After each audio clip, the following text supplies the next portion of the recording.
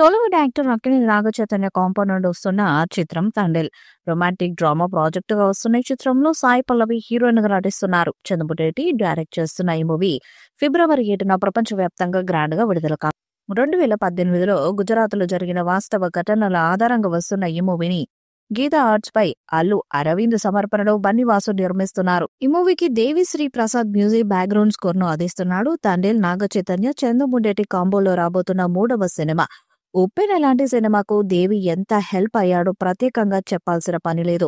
పాటలతోనే ఆ సినిమాను ప్రేక్షకులకు చేరువ చేశాడు. సినిమా చూడాలన్న ఉత్సాహాన్ని కలిగించాడు.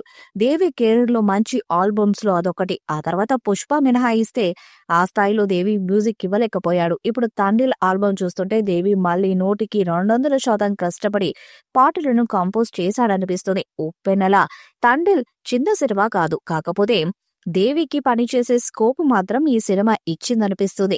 ఈ సినిమా నుంచి ఇప్పటి వరకు 3 పాటలు వచ్చాయి. బుజ్జితల్లి, హైలెస్సా. ఈ 2 పాటలు ఇన్స్టాంట్ గా హిట్ అయిపోయాయి. ఆర్కెస్ట్రా పరంగా, వోకల్స్ పరంగా ఫ్రెష్ గా ఉన్న గీతాలివి. శివుడి పాట కూడా బాగుంది. కాకపోతే బుజ్జితల్లి, హైలెస్సా వినగానే ఎక్కేసే పాట కాదు. ఈ సినిమాలో రాబోతున్న మిగిలిన పాటలు సైతం చాలా బాగా వచ్చాయని, ఈ సినిమాకు సగం బలం దేవిశ్రీ ప్రసాద్ పాటలే అని చిత్ర బృందం ధీమాగా చెప్తుంది.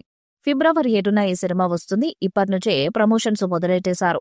మరో 2 పాటలు. సాయి పల్లవికి ఉన్న క్లీన్ ఇమేజ్, తనపై ఉన్న అంచనాలు ఈ సినిమాకు మరొక ప్రధాన ఆకర్షణ.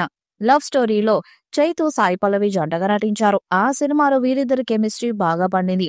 దానికంటే ఈ సినిమాలో ఈ జంట మరింత చూడముచ్చటగా ఉండబోతుందని విజువల్స్ చూస్తే అర్థమవుతుంది. ఫిబ్రవరి 14 ప్రేమికుల రోజు. ఈ సినిమా కథలో ప్రేమ, దేశభక్తి రెండింటినీ మేళవించారు. ఆ లెక్కన బాక్సాఫీస్ దగ్గర ఓ వారం ముందే ప్రేమికుల రోజు మొదలవబోతుందన్నమాట. ఈ వీడియోపై మీ అభిప్రాయాన్ని కామెంట్ బాక్స్ లో తెలియజేయండి. వీడియో మీకు నచ్చితే లైక్ చేయండి, షేర్ చేయండి, కామెంట్ చేయండి. మరిన్ని అప్డేట్స్ కోసం మన ఛానల్ సబ్స్క్రైబ్ చేయండి. అలాగే పక్కనే ఉన్న గంట సింబల్ గట్టిగా కొట్టండి.